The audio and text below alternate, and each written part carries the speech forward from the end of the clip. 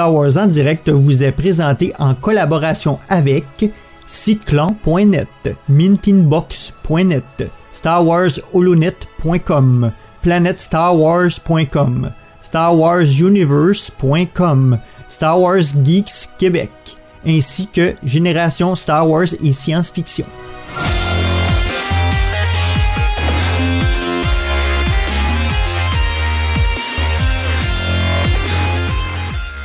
Bienvenue à Star Wars en direct, la voix du fandom Star Wars pour cette émission littérature qui sera consacrée au livre Shadowfall, dans le fond le deuxième volume de la trilogie de l'escadron Alphabet d'Alexander Freed. Ici Francis et pour discuter de ce livre, je suis accompagné de Jean-François Richard. Bonsoir Jean-François. Salut Francis et salut à nos auditeurs. Donc, allons-y tout de suite en WhatsApp. Quoi de neuf côté Star Wars pour toi, Jeff? Côté Star Wars, c'est très... Il n'y a pas grand-chose. J'ai eu quelques petits problèmes de santé qui m'ont tenu à l'écart de mes activités régulières pendant presque 2 semaines. Donc, la seule chose Star Wars que j'ai, c'est... J'ai lu l'audio... pas j'ai lu, mais j'ai écouté l'audiodrama de Dr. Aphra. C'est pas mal ça. C'est ceux qui l'ont pas lu, qui l'ont pas écouté encore, j'ai trouvé ça assez ordinaire. Donc... dépêchez-vous pas à dépenser votre argent pour, je pense que ça vaut pas la peine. Si tu comparais avec l'autre audiodrama qu'il y avait jusqu'ici, là, celui de Dooku, ouais, Jedi Lost. Ouais, j'ai préféré Dooku. Mm-hmm. Même si Dooku, je trouvais que les voix ne matchaient pas, là. Mais j'ai préféré Dooku à Dr. Aphra. Je pense que je réalise que, comme on a parlé un peu hors d'onde, que Dr. Aphra... comme personnage principal, ça fonctionne pas. Je pense qu'elle est plus forte quand c'est un personnage secondaire. Mm-hmm. En tout cas, je ne vais pas élaborer énormément là-dessus, mais si vous avez lu les BD de Darth Vader ou la première série de Dr. Aphra, vous connaissez pas mal d'histoires qui se passent dans l'audiodrama. Donc, c'est un peu un récapitulatif. Ouais, j'ai eu de la misère à dire ce mot-là. Mais bon, c'est... Une synthèse, on va dire une synthèse. Une synthèse, merci. C'est une synthèse de ce qui a été fait par Marvel. Donc, c'est rien de... Il n'y a pas grand-chose de nouveau dans l'histoire. OK. Écoute, c'est excellent. D'ailleurs, je vais profiter pour te souhaiter en ondes un prompt rétablissement là, suite à tes péripéties médicales. Merci. On va appeler ça comme ça. Et toi, de ton côté? Moi, de mon côté, c'est relativement tranquille. Faut dire que je sors tout juste de vacances, dans le fond, depuis lundi. Donc, le retour à la réalité. Mais c'est ça, en dehors des 2 Alphabet Squadron, donc le premier en version française et le second en audiobook, vu qu'il n'existe pas encore en français. Sinon, j'ai commencé la lecture d'un petit... je lis aussi des bibliothèques vertes de Star Wars, là, publié par Hachette. Et dans le fond, il y a eu une série de livres et BD, ça s'appelait Le vol du faucon, avec différents personnages à différentes époques. Donc là, chez Bibliothèque Verte, c'était 2. Il y en avait un, dans le fond, sur Lando, à l'époque de Lando et L3-37. Puis le deuxième, c'est Han Solo, Chewbacca, et à l'époque plutôt de... on va dire que c'est... non, ça se passe, je crois, avant l'épisode 4, mais bref, c'est raconté par Hondo Ohnaka, et ça raconte pourquoi il y a eu le vaisseau, là. Tu sais, parce que dans le fond, quand vous allez au parc de Galaxy's Edge, c'est Hondo qui est maintenant le propriétaire intérimaire, on va dire, du vaisseau. Fait que c'est tout ça, ça raconte tout ça, mais j'ai eu la désagréable surprise que les pages du livre s'arrachent presque toutes. C'est ça. Ah, okay. Ça me met en furie, là. Puis je peux pas tant lancer la pierre à Hachette parce que c'est la première fois que ça me fait ça avec leur livre. Mais, puis tu sais, en plus, mettons, quand t'achètes ça pour toi, puis que t'es le seul à le lire, au pire, après que tu l'aies lu, que les pages soient plus égales, tu sais, ça, c'est pas trop grave. Mais tu sais, chez nous, on est 5 lecteurs de Star Wars. Okay. Fait que, puis en plus, je passe les livres des fois à des amis. Fait que, disons que moi, là, les livres... Mais c'est quoi, ils ont changé la qualité du livre? Je sais pas. Puis, tu sais, ça m'était jamais arrivé. Là, j'en ai plein d'autres, là, des bibliothèques vertes. Fait que je sais pas trop ce qui s'est passé. Mais tu vois, ça m'est déjà arrivé aussi avec... c'est quoi? Donc, c'était Étoile perdue aussi. Là, il y avait plein de pages qui s'arrachaient. Ça, c'était chez PKJ, dans le fond. OK. Fait que, tu sais, dans le fond...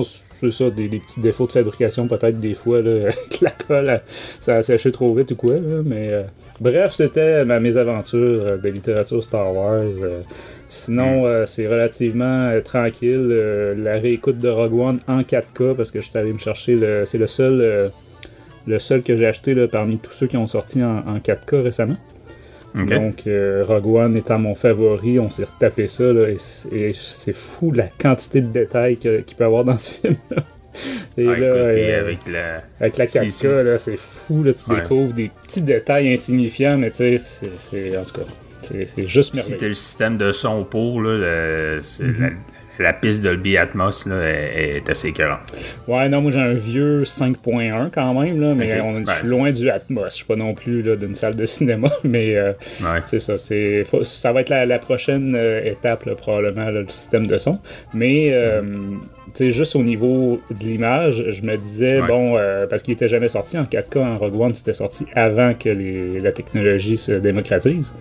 Puis là, je me demandais à quel point il va y avoir une différence avec le Blu-ray, tu sais. Puis, faut quand même, c'est assez notable quand même. Bref, je le conseille à tous. Tu sais, j'ai vu sur Disney Plus la différence sur les films de la trilogie originale. Mais il faut pas se le cacher, on parle de caméras des années 70 puis 80. Là. Donc, tu sais, ils ont fait ce qu'ils ont pu pour améliorer l'image, là, mais c'est pas non plus comme si c'était des caméras modernes. Tandis que là, avec tous les films de la nouvelle de la nouvelle époque, on va dire. C'est incroyable comme spectacle, là, fait que je vous conseille à tous. Je sais pas à quel point ça vaut la peine pour tous les films. Peut-être que c'est une question de ce que vous préférez. Là. Si vous avez envie de revoir l'Attaque des clones en 4K, là, je vous jugerai pas. Mais bon, peut-être un peu quand même. Mais c'est pas. La bataille de la fin doit être très, très impressionnante quand même en 4K. Bref. Ouais, c'est ce que j'ai remarqué, ce qu'il avait fait, c'est que la version 4K de la trilogie originale, les effets spéciaux, tu sais, l'édition spéciale là, du 20e qui avait refait les nouvelles séquences en CGI, là, en graphisme. Là. En 97. Ça a pas bien vieilli parce qu'ils ont pas, comment je peux dire ça, ils ont pas augmenté la résolution des effets spéciaux à 4K. Fait que c'est comme l'image est comme le transfert de l'image est en 4K, mais les effets spéciaux sont encore comme en HD normal. Fait que c'est vraiment weird. Même pendant, je me souviens pas si c'est la menace fantôme, c'est la même chose, sauf qu'à partir de l'attaque des clones, là, tu vois que vu que ça a été filmé sur caméra numérique, là, les deux derniers films de la trilogie en 4K, là, ça vaut vraiment la peine. Ouais, le pire, en fait, je pense que c'était Jabba dans l'épisode 4, là, quand il l'avait inséré, qui venait lui-même chercher Solo là, au hangar sur Tatooine. Écoute, d'un autre côté, réécouter les versions originales là, démasterisées là, sur un équipement 4K, écoute, je serais curieux de voir ce que ça donnerait. Là. Je sais qu'il y en a qui l'ont fait. Et il y a des inconditionnels aussi de ces versions-là. Je pense que c'est pas Malgus d'ailleurs là, qui est quasiment un militant de ces versions-là. Mais on s'égare, on est dans une émission littérature et non... on fera une émission spéciale un moment donné, là, version moderne, justement, de tous les films. Ça pourrait quand même être intéressant de comparer. Donc, on va peut-être mentionner nos émissions récentes. On a eu, le plus récemment, c'était un Star Wars en direct, Making of, justement sur la menace fantôme, faite par Martin et Margot, donc toujours aussi agréable à écouter, puis on découvre une quantité de détails qu'on ignorait, là, c'est quand même impressionnant. Et dans une bonne humeur, en tout cas, moi je trouve que c'est leur marque de commerce. Martin et Margot, c'est dur de ne pas avoir le sourire en les écoutant, honnêtement. Sinon, on a eu un Star Wars en direct régulier là, sur les actualités, donc surtout sur la cancellation de l'annulation, dans le fond, de la célébration Anaheim, auquel tu as participé lorsque vous aviez testé toutes les nouvelles versions là, de notre live sur YouTube là, pour les Star Wars en direct régulier, en vidéo. C'était très impressionnant. Sinon, il y a eu aussi celui Gamers sur tout ce qu'on a appris sur le jeu Squadron, dont on va parler un peu ce soir. Et sinon, côté Star Wars 101 sur YouTube, c'est la pause estivale, donc on vous propose plutôt tous les épisodes qu'on avait déjà sortis en reprise chaque semaine sur Facebook. Et l'air de rien, ça permet de rejoindre un public sur Facebook là, qu'on rejoignait pas du tout sur YouTube. Fait que c'est quand même bien intéressant. De ce côté-là, on a encore plein de commentaires, toujours très le fun à avoir. Ouais. On rappelle pour ceux qui sont pas avec nous dans le chat en ce moment que pour joindre notre communauté de fans et d'auditeurs ainsi que pour participer à nos enregistrements live, rejoignez notre serveur Discord. Et puis pour montrer vos couleurs, dirigez-vous vers la boutique Star Wars en direct pour vous procurer des t-shirts et des produits dérivés, soit à l'image de Star Wars en direct ou de Star Wars en général. Donc à starwars.direct/boutique ou directement sur notre site. Vous allez voir, il y a un bouton pour y aller directement. On va remercier rapidement nos partenaires Mint in Box, Star Wars Holonet, SiteClan.net, Planète Star Wars, Star Wars Universe, Star Wars Geeks Québec, ainsi que Génération Star Wars et Science-Fiction. Et sur ça, Jeff, on va passer en hyperespace. Oh crap! Prepare to jump into hyperspace on my mark. All right, stand by.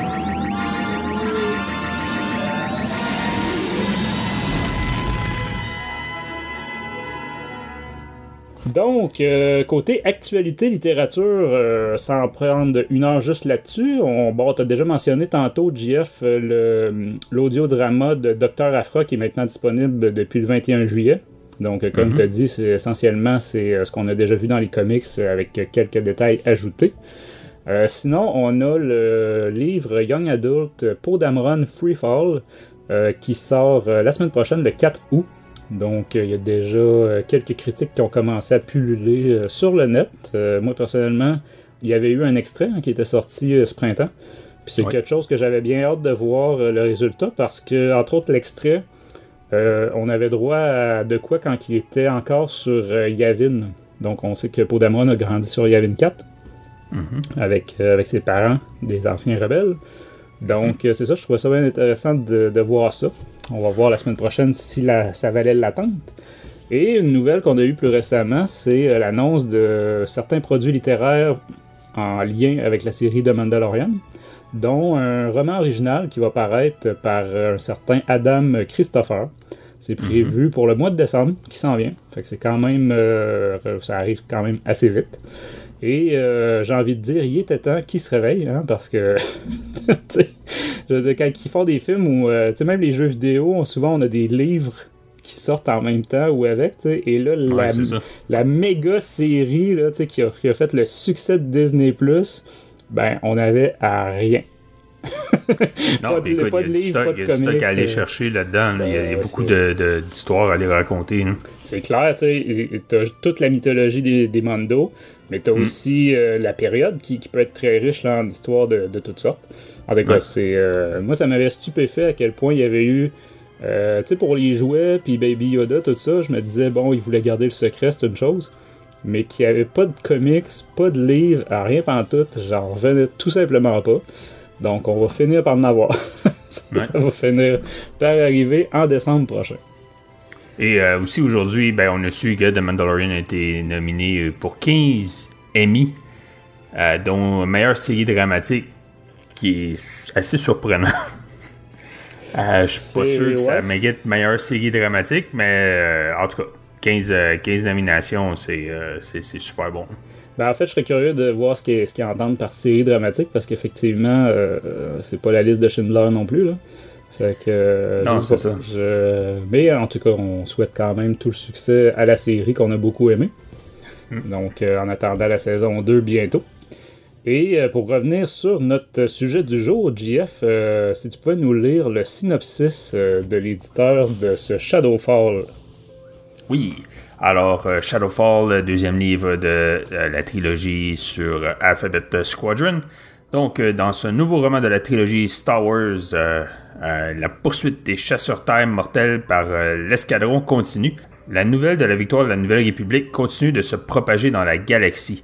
Dans son sillage, des vaisseaux capitaux du nouveau gouvernement galactique légitime voyagent vers des systèmes lointains, recherchant et anéantissant les vestiges de la tyrannie impériale. Mais quelques vieux fantômes sont plus durs à éradiquer que d'autres, et aucun n'est plus dangereux que l'escadre de l'ombre. L'hétéroclite escadron alphabet d'Erika Quell dirige la recherche de l'escadre de l'ombre, mais ils ne se rapprochent pas de leur objectif, et la pression de retrouver leur proie avant qu'il ne soit trop tard commence à créer des tensions entre eux. Déterminé à achever le combat une bonne fois pour toutes, Quell travaille avec le controversé agent des renseignements de la Nouvelle République, Karn Adam, et avec la légendaire générale Hera Syndulla afin de préparer la mission la plus risquée de sa carrière de pilote de chasseur, un piège pour l'escadre de l'ombre qui pourrait mettre définitivement fin à la traque. Mais dans l'ombre, l'ennemi a évolué. Soran Kez, dernier des As impériaux, a pris place dans le vide laissé à la tête de l'escadre de l'ombre, revigorant le groupe défaillant au moment où ils en avaient le plus besoin. Jadis égaré à la suite de la guerre, Kez a retrouvé une signification à sa vie, menant les soldats perdus de son unité vers la sécurité. La seule chose se trouvant sur son chemin, l'escadron la plus dépareillée de la flotte de la Nouvelle République, dirigée par son ancien stagiaire, la traîtresse Yrica Quell. Alors, c'est ça. Yes, donc on va donner quelques infos techniques avant de tomber en mode de critique et on vous prévient, on va commencer dans le fond par une section sans spoilers comme d'habitude et on va vous avertir quand on va tomber en spoilers, donc si vous préférez avoir lu le livre et revenir écouter le reste de l'émission par après, donc vous serez prévenus. Mais c'est ça, on l'a mentionné, le livre est par Alexander Freed, hein, c'est un auteur quand même qui roule sa bosse depuis longtemps dans l'univers Star Wars. C'est loin d'être un nouveau, il a écrit sur beaucoup de jeux vidéo, sur plusieurs des livres références, hein, les beaux livres comme ils disent en France, plusieurs nouvelles aussi, et dans le fond c'est son 4e roman comme tel de Star Wars. Donc il y avait eu Battlefront, le premier Battlefront, le Twilight Company.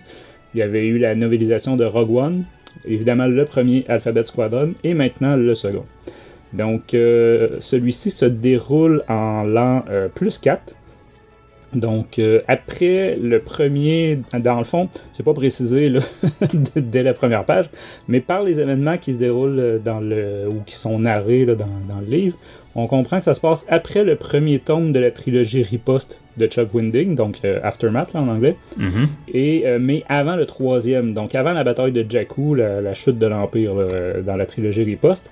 Donc c'est ça, on pourrait dire que c'est à peu près en même temps que le 2e tome qui était, je cherche le nom, c'était Dette de vie. Ouais, Dette de vie, où est-ce qu'on retrouvait Han Solo et Chewbacca. Ouais, le 2e, ouais, c'est ça. Ouais. Bref, c'est ça, en l'an plus 4. Donc, 416 pages cette fois-ci, c'est relativement le même format que le premier volume, ou presque. Et du côté audio, on parle quand même d'un 14h45. Pour vous donner une comparaison avec notre dernière critique, là, notre dernière émission avec Cécilie, c'était sur Queen's Peril qui faisait un 6h. Et là, cette fois-ci, on a 14h45. C'est pas le même calibre. C'est ça, pas le même quantité de stock, mettons. Hein? Et bon, un petit rappel des comparatifs de nos notes qu'on avait donné, JF, dans le fond, il y a quoi, un peu plus qu'1 an, on avait fait la critique du premier volume, Alphabet Squadron. Toi, t'avais moins aimé un peu, je lui avais donné un 11 sur 20. Oui. Et de mon côté, j'avais beaucoup aimé, je lui avais donné un 18 sur 20. Et je me souviens, tu t'étais étouffé dans ta barbe en entendant ça, comme tu fais souvent. Et c'est un peu de là aussi qu'était parti notre mythe selon lequel on a toujours des critiques complètement opposées. Oui, c'est vrai. Bref, écoute, qu'est-ce que tu as pensé, JF, sans spoilers évidemment, de ce 2e volume? Ben, je peux commencer par dire que j'ai adoré ce livre. J'ai vraiment, vraiment aimé comparativement au premier. C'est vraiment... on le sait, c'est le 2e livre d'une trilogie. Et ça paraît, tu sais, ça fait penser à n'importe quel film d'une trilogie. L'histoire, c'est dramatique. Ça finit sur un punch qui donne vraiment l'envie de voir la suite ou de lire la suite dans ce cas-ci. Mais on sait qu'on a pour 1 an à peu près à attendre. Mais j'ai adoré.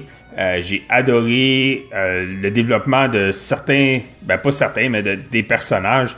Je crois que... comment je peux dire? Je crois qu'Alexander Freed il a pris plus le temps de développer les personnages qui étaient moins développés dans le premier. Je pense entre autres à Chas. J'ai trouvé que c'est mon personnage préféré de ce livre. Je trouve qu'elle a vraiment une histoire qui est quand même forte. Elle a une bonne motivation. Elle est obligée de faire face à la façon dont elle grandit. Ce que j'aime, c'est qu'elle analyse comme la différence entre la peur et la dévotion. Comment je peux dire ça? Elle considère aussi comme... elle a toujours la peur de l'échec ou les conséquences face à l'échec. C'est comme quelque chose qui fait partie de sa famille. Puis, en tout cas, j'ai vraiment aimé de la façon que Alexander l'a développé. Malheureusement, Keros, qui est comme comment je peux dire ça, le pilote mystérieux de l'escadron, n'a pas vraiment plus de développement. Il est même absent pendant une bonne partie du livre. Pour ce qui est de Will Lark, Will Lark, il est comme un peu le flanc mou, hein, je trouve, que de l'escadron. Sauf que je trouve ça... Tu vois qu'il est traumatisé par la guerre. C'est une chose que j'ai bien aimé, la façon qu'il a développé dans cette histoire-là. Même, je trouve qu'il est dans l'une des meilleures scènes du premier livre où il partage brièvement un canal de communication ouvert avec son ennemi. Ouais. Si je me rappelle, je pense que c'est Blink, qui est un des pilotes taille. Fait qu'il communique avec lui comme vraiment là, juste comme ça. Là, je trouvais ça cool la façon dont ça a été fait. Puis bien sûr, il y a la générale Hera Syndulla qui est vraiment toujours aussi comment je peux dire, sa présence est toujours aussi forte, hein, quand elle est là dans les scènes, parce qu'elle est pas là. Je trouve qu'elle est pas autant dans le livre qu'elle était dans le premier. Ah, c'est clair.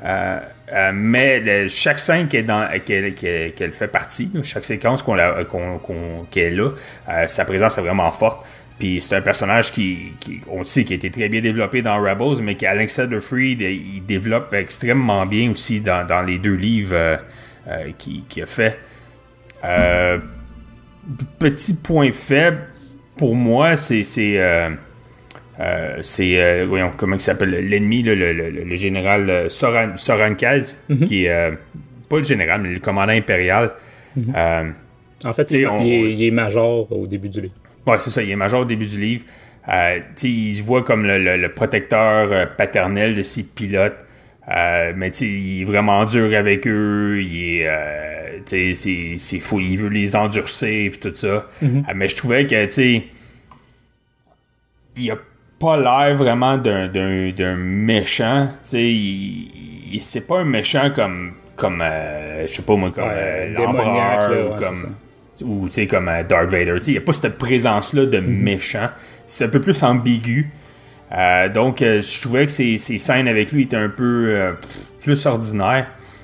Une chose aussi que j'ai... en tout cas, c'est peut-être moi... Parce que moi, je l'ai lu, j'ai pas écouté le livre audio. Fait que je sais pas, pour moi, ça m'a comme frappé.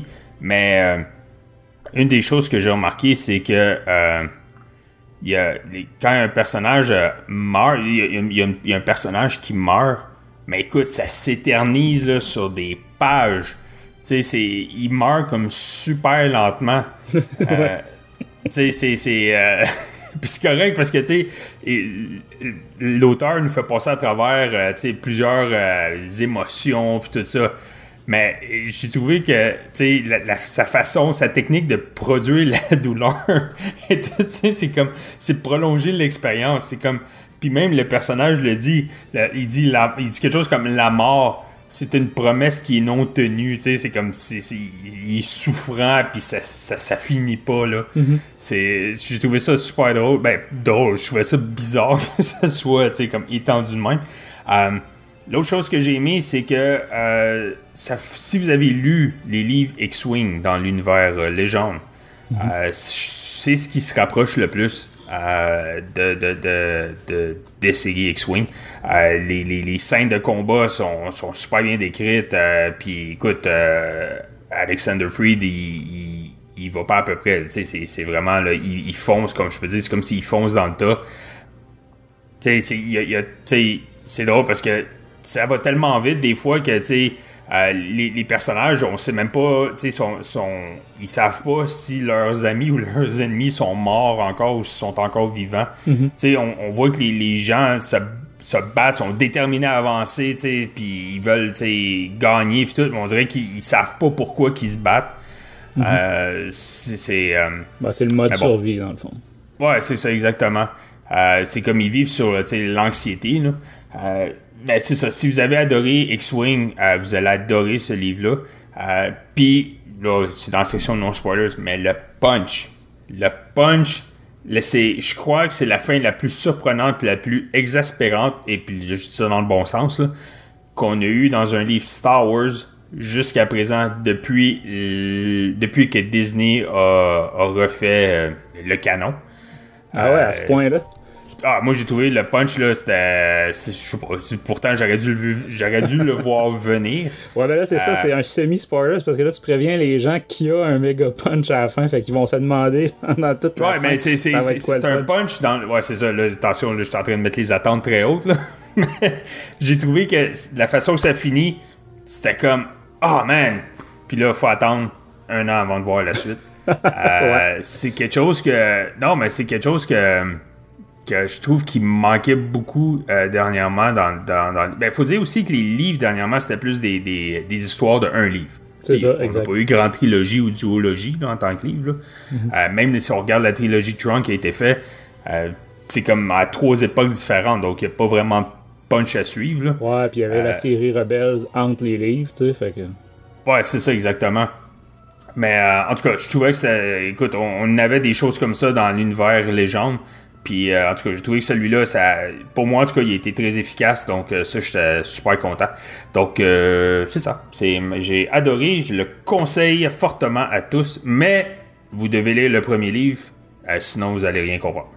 Ouais, faut avouer que c'est vraiment une suite. Hein, c'est ça, exactement. Malheureusement, c'est pas un livre qui peut se lire tout seul. Vous devez lire Alphabet Squadron pour vraiment, du moins, apprécier tout ce qui se trouve dans ce livre. Ben écoute, toi, de mon côté, je vais répéter ou mettre l'accent aussi sur certaines affaires que tu as nommées. Déjà, c'est un 2e tome d'une série prévue à la base comme une trilogie. Comme tu dis, ça fait du bien parce que l'air de rien, du point de vue littérature, on n'a pas eu ben de ça. On a eu la trilogie Aftermath de Chuck Wendig qui, bon, en a quand même déçu plusieurs. Et qui n'était pas non plus bâti, je sais pas, un peu comme tu dis, là c'est vraiment comme une série télé, que ça finit, tu veux tout de suite partir là. Ouais. Sinon, c'est ça, on a eu, il y a des personnages qui reviennent d'un livre à l'autre, mais tu sais, par exemple, là, plus récemment, on a l'espionne Vi Moradi, là, qui a déjà 2 livres, apparemment qui va revenir dans un 3e. Mais tu sais, c'était pas nécessairement prévu comme ça, je veux dire, Galaxy's Edge, Black Spire, est pas... c'est une suite, mais je veux dire, c'est pas la suite du livre Phasma. C'est 2 histoires différentes, mais là, avec la même personnage principal. Mais bon, c'est ça. Moi, effectivement, là, le fait que c'est une vraie suite, là, puis que tu vois que ça faisait partie d'un plan en 3, là, puis ça fait partie des choses que j'avais dit aussi il y a 1 an sur le premier volume, que ça paraissait que c'était une introduction. Le livre en lui-même, de façon autonome, il y avait une méga introduction dans ce livre-là. La présentation des personnages, tout ça, ça durait une grosse partie du livre. Moi, j'avais bien aimé quand même, mais je le mentionnais, je disais, faut que vous le preniez comme le premier tome d'une trilogie, pas quelque chose que vous lisez pas les 2 autres après. Mais bref, c'est ça, je trouve que c'est le transfert vers celui-là, là, c'était juste parfait. Là, donc, on est tout de suite après les événements et il y a énormément de références. Parlant de références, il y a énormément de références aussi à la trilogie Aftermath, dans le fond, et autant des références données par le côté de la République que par le côté de l'Empire. Donc, dans les 2 cas, c'est vraiment, là, comme tu dis, il faut avoir lu le premier, mais avoir lu la trilogie Riposte, je trouve que ça apporte beaucoup aussi à l'histoire de ce livre-là. Même chose, bon là, évidemment, c'est de la semi-spéculation, mais les liens clairs avec l'histoire du jeu à venir, là, Squadron, écoute, c'est dur d'être plus évident que ça, là, les liens. Je veux dire, vraiment, là, on va en parler plus en section spoilers, là, mais je pense que quand on va avoir joué au jeu, ça aussi, ça va venir apporter beaucoup de petits easter eggs et compagnie là, à la lecture de Shadowfall. J'ai bien aimé l'idée de la République, de la Nouvelle République, là. Les troupes de la Nouvelle République qui redeviennent des rebelles, qui redeviennent un peu la rébellion. Ça, j'ai pas détesté parce que là, on était dans une situation où l'Empire se fait démolir, puis tu sais, la Nouvelle République prend de l'ampleur, prend des territoires, etc. Et dans ce livre-là, la situation, pas nécessairement qu'elle se retourne, mais en tout cas, ça force les soldats de la République à revenir à des tactiques, puis à des habitudes qu'il n'y avait plus. Donc ça, j'ai bien aimé. Sinon, tu as parlé de comment c'était décrit les personnages, tout ça, mais dans le fond, c'est la maîtrise d'Alexander Freed pour les histoires de soldats là, que j'adore. Tu sais, la psychologie des personnages, tout ça, le point de vue, les situations qu'ils vivent. Je trouve que c'est vraiment un gars, je sais pas ce qu'il a écrit en dehors de Star Wars, mais c'est un gars qui maîtrise parfaitement les romans de guerre.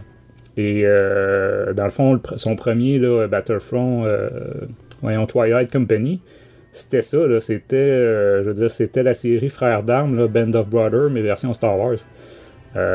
Fait que ça, j'ai vraiment adoré. Sinon, les personnages, j'ai trouvé aussi que c'était quand même très fidèle au premier. Même s'il y a certaines de leurs réactions, des fois qu'on se dit, ouais, c'est poussé un peu tout ça, mais ça reste fidèle. Ça reste fidèle aux personnages de la du premier volume. Donc ça, c'est une des choses qui peut être problématique des fois là, d'un chapitre à l'autre. Hein, on mentionnera pas les épisodes 7, 8, 9 de la saga Skywalker. Mais c'est ça, cette fois-ci, c'est quand même, tu vois que c'est le même auteur et que c'était tout prévu. Ouais. C'est un peu plus cohérent. Un peu plus cohérent, effectivement. L'évolution aussi, quand même assez grande des personnages dans ce volume-là. Puis le titre aussi, qui est très bien porté, qui s'applique, tu sais, Shadowfall, on pourrait se dire, ok, c'est le Shadow Wing qui va chuter, on va dire. Mm-hmm. Mais non, ça s'applique, je trouve, à l'ensemble des personnages de tous les camps. Oui, c'est vraiment, là, il y a un côté analogie là-dedans là, que vous comprendrez si vous le lisez. Et l'évolution des personnages individuellement, mais de l'équipe aussi. Tu sais, ça s'appelle quand même l'Escadron Alphabet. Donc, le moins qu'on puisse dire, c'est que l'équipe évolue dans ce livre-là. La situation au début du 3 sera pas du tout la même qu'au début du 2.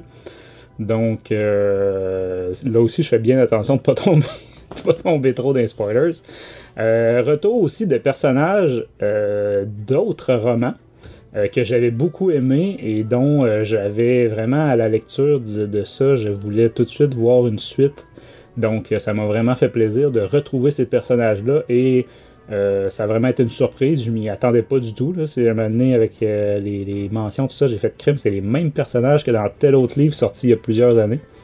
Donc, ça, c'est toujours très agréable.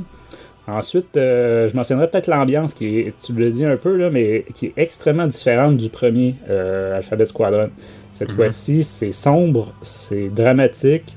On sent un danger mortel pour chaque personnage. On sait pas qui va passer au travers. Là. C'est comme écouter Trône de Fer, là, Game of Thrones. Ouais, c'est ça. Tu sais pas si le personnage principal va pas crever avant la fin. Bref, on redoute vraiment la fin de chacun et on n'a pas tant d'indications. Là. C'est vraiment là, quelqu'un qui me dirait que ce livre-là était prévisible. Faudrait qu'il m'explique là, où est-ce qu'il avait prévu tout ça. Je l'ai mentionné, c'est un roman de guerre, mais c'est justement un roman, c'est plus un roman de guerre que le premier. C'est sale, c'est des situations critiques, c'est une question de survie pour les personnages, et c'est vraiment au niveau personnel des personnages, donc on est loin des grands enjeux politiques. Donc évidemment, ceux qui voulaient des détails à n'en plus finir sur la situation de la galaxie et la géopolitique, oubliez ça, là. On n'est pas là-dedans du tout. Ceux qui détestent à l'inverse l'aspect politique vont être contents. Mais c'est ça. On est dans des histoires très très personnelles. La précision des combats.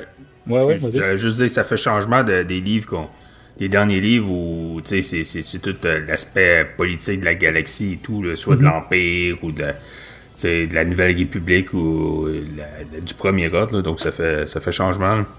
Ben c'est ça, on a eu quelques-uns effectivement, là, fait que moi étant politologue à la base de formation, j'aime beaucoup l'aspect politique dans Star Wars, mais je sais qu'il y en a qui justement trouvent qu'il y en a trop. Fait que ça, mais ça donne des très bonnes histoires justement du point de vue des soldats. La précision aussi des combats, le style de l'auteur, tu l'as mentionné tantôt, mais tu sais, à un moment donné, ça fesse, mais comme faux, là. C'est vraiment de la grosse bataille. Moi, ça m'a beaucoup rappelé aussi son premier livre. Et, bon, tu l'as dit, une fin quand même surprenante. Puis, tu sais, malgré le fait qu'on sait qu'il y a un tome 3 qui va venir, donc on pourrait, comment dire... on pourrait supposer, ok, vu qu'il y a un tome 3, bon, les personnages vont survivre puis on va les revoir. Mais je vous dis, cette fin-là, on peut la voir venir vraiment à la toute fin peut-être. Là. Mais pas plusieurs chapitres d'avance. Là. C'est vraiment là, surprenant. Et ça, bon, ben, je pense que personne va s'en plaindre. Habituellement, les gens aiment ce genre de situation-là, de surprise. Mm-hmm. S'il faut trouver du négatif, moi je mentionnerais, ben, c'est un peu la même chose que toi, quelques petites longueurs. Encore là, je dirais que c'est selon les intérêts de chacun. Moi aussi, je m'étais noté un peu la même séquence que toi. Moi, c'est en audio, là, puis c'est ça, tout l'arc narratif de ces personnages-là à ce moment-là, on va en parler en partie spoilers, mais il y a tout un aspect que, bon, moi j'ai trouvé que ça décrochait un petit peu du reste du livre. C'est vraiment des personnages... qui ont leur propre arc là, à ce moment-là. Donc, mais il y en a qui vont aimer parce qu'ils trippent plus sur ce genre de situation-là. Mm-hmm. Bref, si on y allait avec les notes, Jeff, tu y mettrais combien à ce deuxième volume? Alors, moi, j'y mettrais un... Je sais que tu vas être peut-être surpris, mais 19 sur 20. Eh oui, j'ai vraiment aimé. C'est honnêtement... un des meilleurs livres que j'ai lu. Ben c'est ça, j'allais dire, des 19 sur 20, t'as pas dû en donner beaucoup, l'air de rien. Non, je pense que le dernier que j'avais donné, c'était Tron. Le premier? Même pas le premier, je pense que c'était le dernier. Tron, ok, ouais, Treason. Mais ouais, je pense que c'était le seul que j'avais donné 19. Donc, ouais. Non, écoute, je l'ai peut-être lu au bon moment, j'étais dans le bon mood pour lire ce livre-là. J'ai vraiment aimé. J'ai vraiment aimé. J'ai vraiment hâte de voir la suite. Ben, c'est excellent. Écoute, cette fois-ci, on va être plus près. Moi, je suis resté avec ma note du premier. Je me suis demandé si je l'appréciais plus que le premier ou moins. C'est tellement différent quand même si c'est les mêmes personnages, le même auteur, tout ça. C'est tellement des situations différentes, on va dire, que...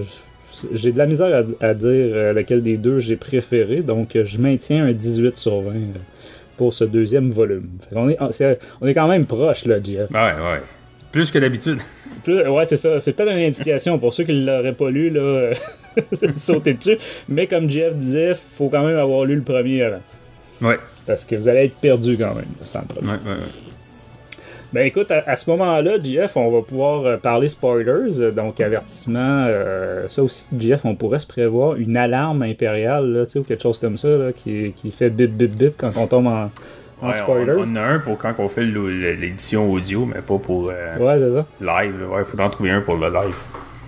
Bref, on va commencer quand même avec un résumé spoilers, hein, parce que quand même plusieurs de nos auditeurs et moi-même, quand c'est des œuvres que j'ai pas lues ou avant de joindre l'équipe, aiment avoir justement la chance d'avoir un résumé de l'histoire sans avoir à lire le livre, ou par exemple quand on sait qu'il peut avoir quelques années, bon des fois c'est très rapide là, mais des fois pour la traduction ça peut être long.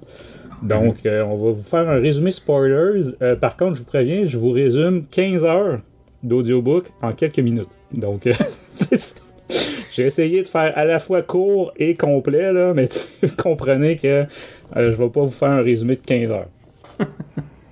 Donc, côté Nouvelle République, l'escadron Alphabet est maintenant reconnu et apprécié à la fois par l'organisation, mais aussi par les autres soldats qui les considèrent comme leurs sauveurs, hein, après le cataclysme évité là, du premier livre sur Pandemnai, je ne sais pas comment il faut le prononcer. Le groupe de travail de Caern Adam, des services de renseignement, a grandi en ressources, en budget, en personnel. Il y a maintenant plusieurs analystes sous ses ordres, etc. Donc, ils poursuivent leur track de la Shadowwing et sont toujours basés à bord du Lodestar, donc le croiseur là, de classe Acclamator de Hera Syndulla, la générale Hera Syndulla. Mm-hmm. Celle-ci quitte toutefois relativement tôt dans le récit et avec son pas son escadron, mais l'escadron Vanguard, pour les événements qu'on va vivre dans le jeu Squadrons, donc cet automne. On pourrait résumer en disant que c'est une attaque impériale là, d'un chantier naval d'importance pour la Nouvelle République. Oui, oui.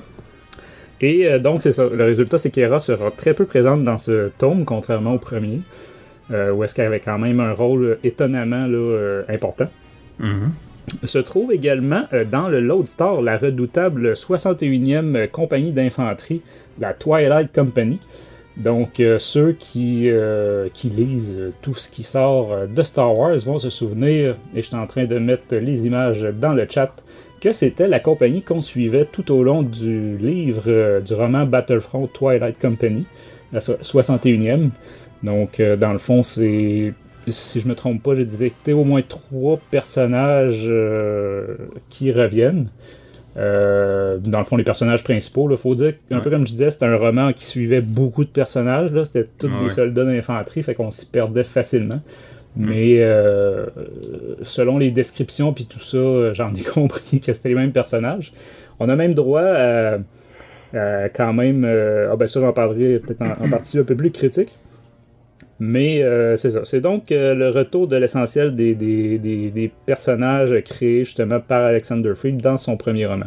Côté impérial, dans le fond, on a le major déserteur, Soran Keyes, qu'on avait suivi dans le premier livre, dans des espèces de petits apartés qui avaient là, des chapitres, et on le suivait sous un nom d'emprunt. De mémoire, je pense qu'on l'appelait Devon ou quelque chose comme ça. Mais c'est ça, là, dans le fond, il est de retour, et on l'avait croisé aussi dans les comics TIE Fighter, si je ne me trompe pas. Ouais. Mais il est de retour avec la Shadow Wing, qui, elle, est meurtrie et sans commandement, après le désastre là, du premier volume. Par contre, même s'il serait théoriquement le plus gradé de l'escadron, ben, tu sais, c'est un déserteur. Donc, théoriquement, l'Empire, il l'aurait exécuté sur le champ, mais c'est ça, la situation de l'escadron fait que il lui propose plutôt de jouer un rôle de consultant, là, tout d'abord, genre de consultant externe, comme les gouvernements aiment bien engager. Bref, les impériaux sont désespérés. Il y a même un culte de plus en plus gros qui est voué là, au fameux droïde messager rouge là, de l'empereur, qui est toujours présent et silencieux. Puis ça se développe quand même rapidement chez les troupes. Ceux qui se demandent de quoi je parle, allez écouter notre Star Wars 101 sur l'opération Cendre. C'est le même droïde qu'on voyait aussi dans le jeu, le deuxième jeu Battlefront. Oui, exact. Et c'est ça, par ses conseils et compétences, Soran Keyes finira néanmoins là, par être accepté par les rares officiers impériaux qui restent. Et il le nomme colonel, donc à la tête de la Shadow Wing. Considérant leur situation qui est quand même chaotique, là, sans contact avec les restants de l'Empire, si on peut dire, Keyes décide d'offrir à l'escadron la seule mission, la seule chose pouvant les garder soudés, leur éviter de tous sombrer dans la folie, une opération ultime de revanche contre le groupe de combat qui les a décimés, donc le groupe de Hera Syndulla. Pendant ce temps-là, du côté du Lodestar, qui se trouve dans le noyau profond, dans un système appelé Cerberon. Je ne sais pas si je le prononce comme il faut. Mais bref, c'est un système gravitant autour d'un trou noir. Caern Adan part avec Kairos là, investiguer une piste de la Shadow Wing, dans le fond, sur des renseignements là, qu'il y a eu par, si je me souviens bien, c'est des Pikes. Donc, on en comprend qu'il y a encore des Pikes après la trilogie originale, à ce moment-là. Et c'est ça, mais ils tombent dans une espèce d'embuscade. Bref, ils sont rapatriés de justesse, pratiquement morts. Et ils sont conduits à l'infirmerie du Lodestar, mais la semi-mort d'Adan provoque la diffusion d'un message aux membres de l'escadron Alphabet. Puis c'est un message qui était prévu pour être post-mortem et qui dévoile les secrets de leur chef, la lieutenant Irika Quell. Donc les secrets qu'on découvre à la fin du premier volume. Donc à savoir qu'elle a menti sur ses responsabilités puis les circonstances de sa désertion. Autrement dit qu'elle a participé activement au génocide de l'opération Cendre, des crimes de guerre, etc. Fait que, bref, que c'est pas une gentille. Le résultat, c'est que les 3 autres membres qui restent, donc Nat Tencent, Will Lark et Chas Nashadik, La première partie, dans le fond, Nat, il feint la surprise parce que lui, il était déjà au courant, fait qu'il fait semblant d'être scandalisé. Mais c'est Chas qui le prend vraiment le plus mal. C'est vraiment comme une trahison personnelle. Là, c'est assez intense. Et tout ça se passe au moment où l'Empire donc, et la Shadowwing débarquent dans le système et passent à l'attaque. Donc, nos 3 pilotes interdisent à Quell de les suivre et ils partent au combat à bord chacun, là, respectivement, le Y-Wing, le A-Wing et le B-Wing. De façon désordonnée. Bon, c'est ça, ils ont comme plus de chef. Et aux côtés des quelques autres pilotes toujours à bord du Lodestar, parce qu'on le rappelle, l'escadron Vanguard a quitté. Ils s'aperçoivent rapidement qu'il s'agit de la Shadowwing et ce qui s'annonçait au départ comme une bataille facile pour la République devient vite un désastre. Le Lodestar est durement touché et même chose pour le croiseur impérial. À l'intérieur du Lodestar, bon, ben, il y a encore Yrica Quell qui récupère Cairn Adan et encore très mal en point là, et son droïde IT0, je sais plus trop, la boule flottante, là, ancien droïde de torture. Et ensemble, ils évacuent le Lodestar à bord d'un U-Wing, si je me trompe pas. La bataille est particulièrement chaotique. C'est ça, c'est désorganisé. Au final, la majorité des forces en présence, donc dans le fond, le Lodestar, le croiseur impérial, Nat et Will, puis toute la Shadowwing, dans le fond, ils vont se cracher sur une planète proche qui s'appelle Troit, je sais pas, en français ça va donner quoi, une planète industrielle du système. Et Chas, de son côté, elle va plutôt se retrouver sur une autre planète culte, qu'on peut dire, dans le fond, un peu dans le genre de Jeddah, une planète là, qui attire plein de pèlerins et tout ça, appelée Catadra. Et de leur côté, Quell et Adan, et le droïde ITO, eux vont se retrouver sur une lune inhabitée de proche aussi, là, à proximité dans ce système-là. Donc, sur Troit, tout d'abord, et comme je disais tantôt, on suit à ce moment-là un peu comme 3 arcs narratifs différents. Donc sur Troit, normalement, c'est un endroit qui est déjà contrôlé par la Nouvelle République, mais c'est ça, l'écrasement de tout ce beau monde va foutre le bordel et donner un second souffle à la guérilla là, des ex-impériaux locaux. Donc autant côté Nouvelle République qu'Empire, c'est l'hécatombe. Écoutez, les survivants tentent de se regrouper, de s'organiser, d'identifier les objectifs à atteindre. Ils reçoivent un peu d'aide des locaux. Dans le fond, rapidement, Will Lark se retrouve à la tête de ce qui reste de pilotes puis de chasseurs. Nat Tensen, lui, refusant là, d'endosser cette responsabilité-là qu'il avait déjà eue par le passé, on se rappelle. Et bon, on sait pas trop ce qui arrive non plus. On sait pas si Kairos a survécu, parce qu'elle était à bord du Lodestar encore. Donc, et sur l'autre planète, du côté de Catadra, Chas, elle, se retrouve en situation périlleuse, dans le fond, et pour survivre, elle va rejoindre anonymement une confrérie religieuse appelée Children of the Empty Sun, donc qu'on pourrait traduire par les enfants du soleil vide. Petit à petit, elle va jouer le jeu, là, se faisant passer pour une vraie croyante, là, convaincue. Et de l'autre côté, enfin, là, du côté de la Lune, c'est une Lune inhabitée. La situation est critique là, pour Quell et Adan. Ce dernier est mourant. Le droïde ITO est magané lui aussi, puis il leur apprend en plus que la Lune est en fait sur une trajectoire qui va l'amener tout droit vers le trou noir, relativement bientôt. Donc, tu sais, ça va très bien. Quand on vous parlait de situation critique, dramatique, là, vous voyez un peu le genre.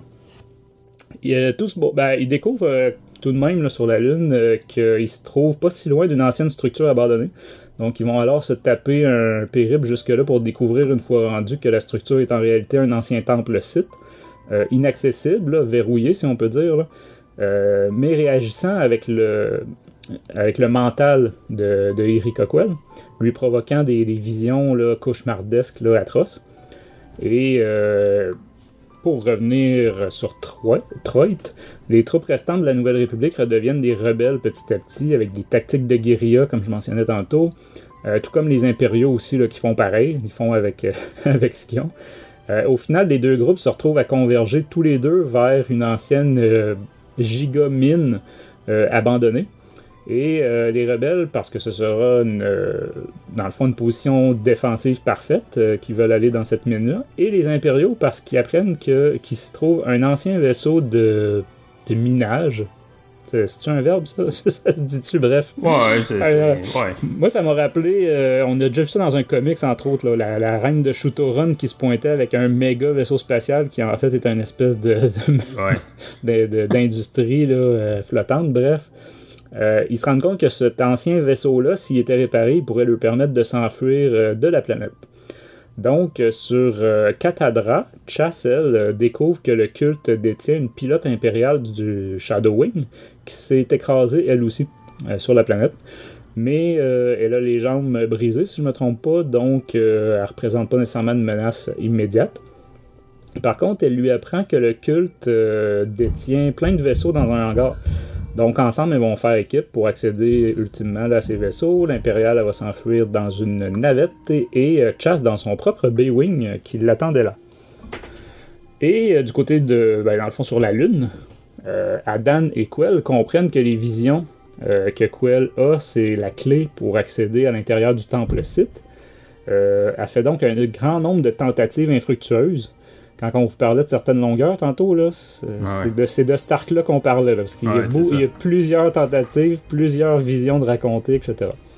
Et petit à petit, elle fait également la réflexion que son avenir dans la Nouvelle République est compromis, voire complètement terminé là, à cause des révélations sur son passé. Et Adan finit par mourir définitivement de ses blessures. Bon, comme JF a dit tantôt... Après avoir souffert pendant je sais pas trop combien de pages. Ouais, c'est ça, ça se fait vraiment petit à petit, mais ça reste que c'est surprenant, parce que, tu sais, le premier livre commençait avec lui, là, c'était le personnage principal de l'introduction du premier livre, et là, on vient de le perdre. Donc moi, en tout cas, j'ai quand même été surpris. Bref, Adan, c'est ça, meurt définitivement, et tu sais, quand ça va bien, si ça va bien, la mémoire de Iteo rend finalement l'âme, hein. Je vous ai dit tantôt qu'il était bien amoché lui aussi. Et le droïde n'est plus l'infirmier psychologue là, de Caern Adan, mais il redevient un droïde de torture, classique, et il identifie Quell comme une ennemie à abattre. Donc, elle doit donc le détruire pour survivre. Et puis, enfin, une fois tout ça fait, qu'elle est complètement désespérée, prête à mourir, tout ça... parce qu'on se rappelle, la Lune se dirige vers un trou noir. Bon, le temple décide de s'ouvrir à elle. Et où elle y découvre, dans le fond, un vieux vaisseau, un très vieux vaisseau, mais fonctionnel et à la pointe d'anciennes technologies. Si on revient sur Troit, dans la mine, les rebelles sont là les premiers, mais ils ne réalisent l'objectif des impériaux jusqu'à la dernière minute. Donc, eux, c'est ça, ils ont vraiment une position défensive, on va dire. Mais c'est ça, les impériaux, eux, s'en foutent un peu là, de toutes les tuer. Ce qu'ils veulent, c'est s'enfuir.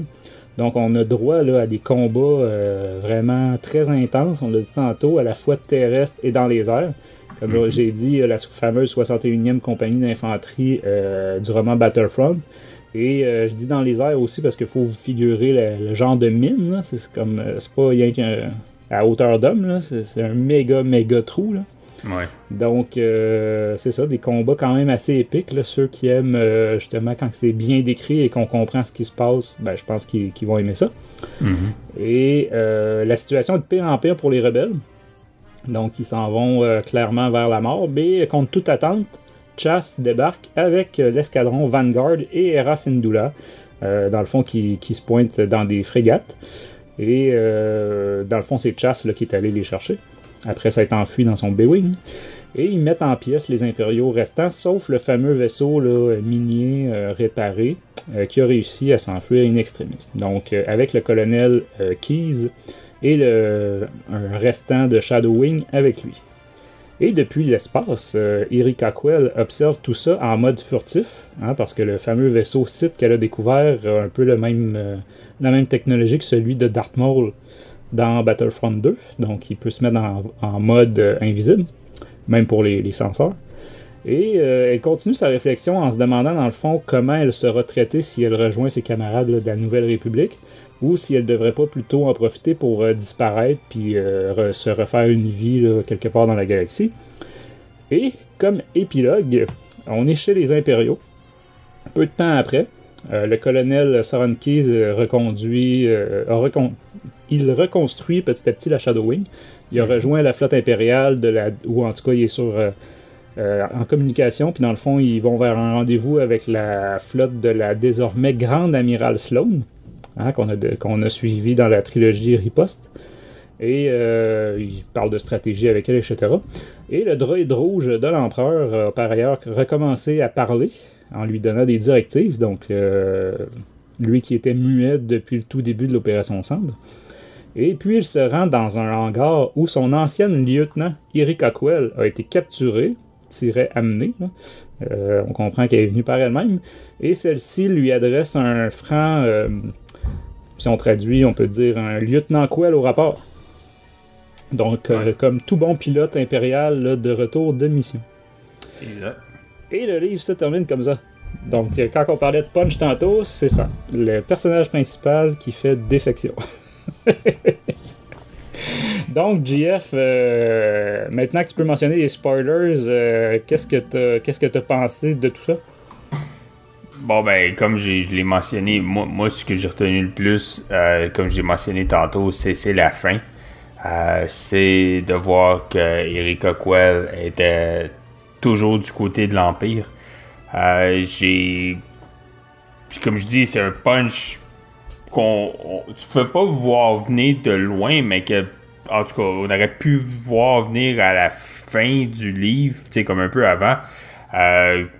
Mais que, bon, que moi, j'ai pas vu venir. Fait que ça a fait, là, j'étais comme, wow, ok. C'est ce qui a fait que j'ai vraiment aimé de la façon que ça finit, puis que j'ai vraiment hâte de voir comment que la trilogie va se conclure. Parce que, écoute, tout le monde du côté des rebelles, ben tout le monde, là je parle de l'escadron, l'escadron alphabet, mais aussi de Eros et Dula et tout ça, il y avait vraiment confiance en Quell et tout. Donc j'ai vraiment hâte de voir comment ils vont réagir face à ça et comment tout ça va se terminer. Mais là, on peut dire que l'avantage est du côté de l'Empire, je crois. Ouais, là, côté escadron, ouais. ça commence à être limité, là. Ouais, c'est Mais, par contre, il faut mentionner, hein, même si c'est un résumé rapide que j'ai fait, il n'y a pas plus de détails que ça. Hein. C'est vraiment, là, Erik Ockwell est là, et quand il arrive, elle lui dit, lieutenant Quell au rapport. Donc, et ça finit comme ça. Donc, ça reste, il y a une certaine ambiguïté à ce punch-là, dans le sens où est-ce qu'elle refait défection? Est-ce que elle était en mission tout ce temps-là? Est-ce que, ce qui m'étonnerait, ou est-ce que elle fait ça justement pour la Nouvelle République? Dans le fond, une espèce d'opération de contre-espionnage. Donc, elle essaie de se réinfiltrer chez la Shadow Wing. Moi, je laisse quand même cette option-là là, en suspens. Parce que oui, ça se peut qu'elle ait fini par faire le même move que Soran Keys, qui lui aussi a déserté pour revenir. Mais c'est pas exclu non plus qu'elle s'est dit, ben, la seule façon de revenir à la Nouvelle République, c'est de faire ce genre de manœuvre-là. Ouais, mais... Ouais, je suis d'accord avec toi, mais ça serait trop facile, ça serait trop... Ben, pas facile, mais ça serait vraiment un peu... Je sais pas. Décevant pour toi. Ouais, décevant, je pense que ce serait ça. Ça serait décevant parce que comme, tu sais, en tout cas, la façon que ça finit, tu t'attends à ce que, ok, ben, tu sais, moi, je pense que, tu sais, comme tu dis, c'est peut-être impossible qu'elle travaillait, tu sais, que c'était comme son travail de l'Empire depuis le début, tu sais, qu'elle était sous l'Empire, mais c'est pas impossible, donc ça se peut que c'était sa mission de faire partie de l'Empire. La République, je sais pas. En tout cas, j'espère que c'est ça, parce que sinon, je vais changer ma note après ça. Non, c'est pas vrai. Non, mais honnêtement, je suis comme toi, j'ai pas la moindre idée de vers quoi ça va s'en aller. C'est vraiment un livre, là, que tu sais qu'il y a un épisode qui arrive, là, mais qu'est-ce qu'ils vont bien pouvoir faire? Puis tu sais, l'escadron, c'était 5 personnes plus Kaer Nadan. Là, il en reste 3, 4. Donc, et ils ont perdu le personnage principal de la trilogie. Donc... ouais, en plus. Bref, ouais, c'est ça. Puis même si Will Lark a quand même fait la démonstration de son talent comme chef d'escadrille, Bon, ça reste qu'il n'y a pas l'expérience là, puis qu'une Irika Quell avait. Donc, en tout cas, j'ai bien hâte de voir vers quoi ça va s'en aller, mais jusqu'à maintenant, je trouve que pour nous surprendre, Alexander Freed est quand même très efficace. Ouais. Sinon, d'autres points qui t'ont marqué?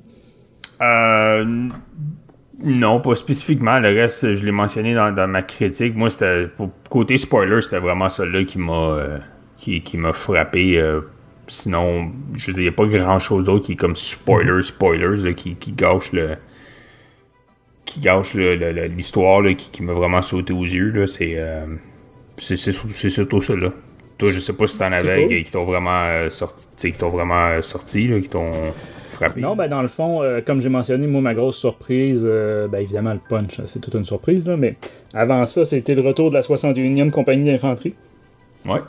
Dans le fond, on retrouve le capitaine là, Azram Namir, le sergent Carver et Brand, qui n'avait pas vraiment de rang, qu'on avait dans le livre précédent. Fait que dans un sens, je recommanderais aussi la lecture de Battlefront Twilight Company, qui est disponible en français en passant, là, même s'ils ont gardé le titre identique à l'anglais. Sinon, ben c'est ça, les combats terrestres, les histoires de guerre aussi. Hein. Donc, dans le fond, dans ce livre-là, on a des soldats qui se racontent des histoires de guerre, tu sais, entre les pilotes de l'escadron puis ces soldats-là. Et ils nous parlent de batailles, ils racontent des batailles puis des événements qu'on a eus dans l'autre livre. Donc, c'est quand même, dont la fameuse bataille finale sur Sulust, qui était quand même là, mémorable là, et qui faisait écho au jeu aussi, là, qui était un peu une bataille désespérée là, pour les rebelles à ce moment-là. Ouais. Mais c'est ça. Donc ça, j'ai beaucoup apprécié. Le personnage de Chas aussi, qui est beaucoup développé, comme tu as dit tantôt, que j'ai bien aimé, même si des fois on comprend pas trop son obsession là, envers Quell, là, envers la trahison de Quell. Mais ça fit avec le personnage, qui est un personnage impulsif, généralement irréfléchi, là, quand même jeune, puis qui fait des conneries. Là. Et très, revanchard. Ouais. Mais c'est ça, et c'est un personnage qui est, c'est mentionné beaucoup dans le premier, puis un peu dans le deuxième aussi, est très fan, si on peut dire, ou en tout cas son idole, c'est Jyn Erso de Rogue One. Et c'est ça là-dedans, par exemple, quand elle va s'infiltrer, quand elle va se faire passer pour quelqu'un d'autre là, dans la confrérie religieuse, ben, elle va prendre un nom qui est pratiquement le même que Jyn Erso lorsqu'elle est justement incognito, là, donc au début de Rogue One, mais dans des livres aussi, là, vous voyez tout cet aspect-là, mais au début de Rogue One, Jyn Erso est en prison, fait que quand ils viennent la libérer, ils disent Lyanna Alix. Ouais. Donc c'est pratiquement le même nom là, qu'elle va prendre dans ce livre-là. Fait que on se rappelle aussi que c'est Alexander Freed qui a écrit la novélisation de Rogue One. C'est vrai. Mais c'est ça, donc plein de détails comme ça. J'ai pas trippé beaucoup sur toute l'histoire du temple Sith puis des visions. J'ai trouvé qu'il y avait un petit côté réchauffé un peu. En même temps, je comprends que ça reste très logique, là, mais c'est ça. Ouais. C'est moins ma tasse de thé en partant tout l'aspect mythologie Sith. Là. Donc, mais c'est. Puis il y a l'aspect, c'est ça, je trouve que ça s'étirait un petit peu, là, tout leur arc narratif sur cette lune-là. Sinon, le livre a une ambiance, un peu isolée. Hein? Comme on l'a dit, on suit des individus dans des situations de survie. Donc, c'est ça, on est zéro au courant de détails, mettons, comment se passent les conquêtes de la Nouvelle République, ou à peine là, des mini-détails. Fait que c'est sûr que ça, cet aspect-là, moi, c'est le genre de choses que j'aurais aimé avoir un peu plus. Ouais. Mais je comprends que là, à mon avis, Freed, c'est ça, voulait faire vraiment une ambiance d'action, là, puis qu'on s'éternise pas comme si c'était un livre de référence. Fait que c'est une question aussi là, de c'était quoi son objectif. Fait que c'est ce que je m'étais noté pour ce livre-là. Écoute, évidemment, j'ai mentionné une trolley de spoilers là, dans le résumé, ouais, c'est que j'ai quand même trouvé bien intéressant.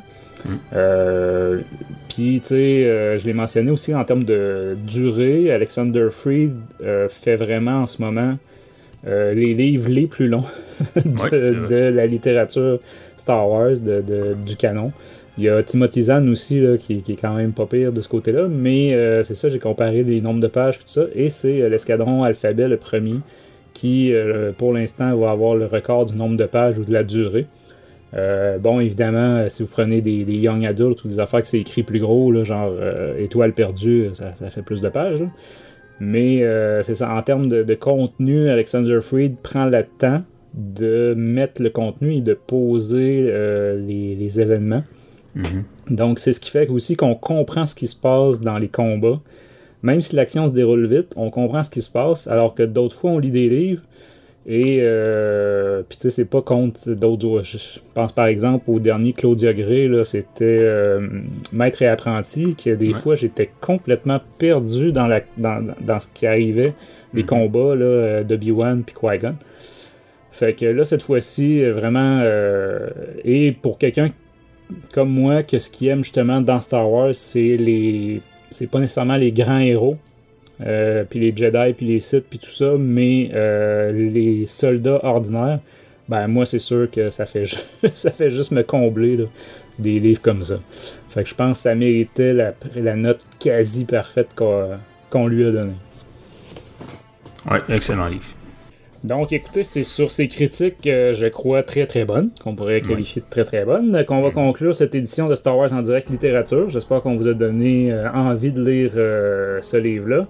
Comme toujours, si vous avez des suggestions, des commentaires ou des réactions sur les sujets qu'on vient de discuter, là, ben, contactez-nous à l'adresse studio@starwarsendirect.com ou laissez votre message sur nos réseaux sociaux. Hein. C'est pas mal plus direct sur Facebook, Twitter, Instagram, sur YouTube, sur Discord, etc., etc., etc., etc. Et surtout, n'hésitez pas à partager nos épisodes sur vos réseaux sociaux pour faire croître la communauté.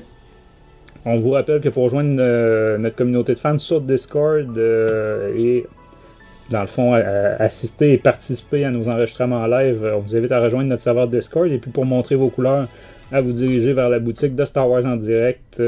Donc, je suis allé sur notre site et trouver l'onglet boutique. Côté prochaines émissions à venir, JF, qu'est-ce qu'il y a au programme? Donc, 2 Star Wars Star Wars en direct littérature. Un qui sera dédié à la BD L'ère de la résistance et l'autre qui sera dédié à la BD Fallen Order Dark Temple et ainsi que la BD Galaxy's Edge. Yes, et on vous rappelle que vous pouvez prendre nos émissions sur toutes les bonnes plateformes, iHeartRadio, Deezer, Spotify, Stitcher, Google Play, Apple Podcast. Une dernière fois, on va remercier nos partenaires Mint in Box, Star Wars Holonet, Siteclan.net, Planète Star Wars, Star Wars Universe, Star Wars Geeks Québec, ainsi que Génération Star Wars et Science-Fiction.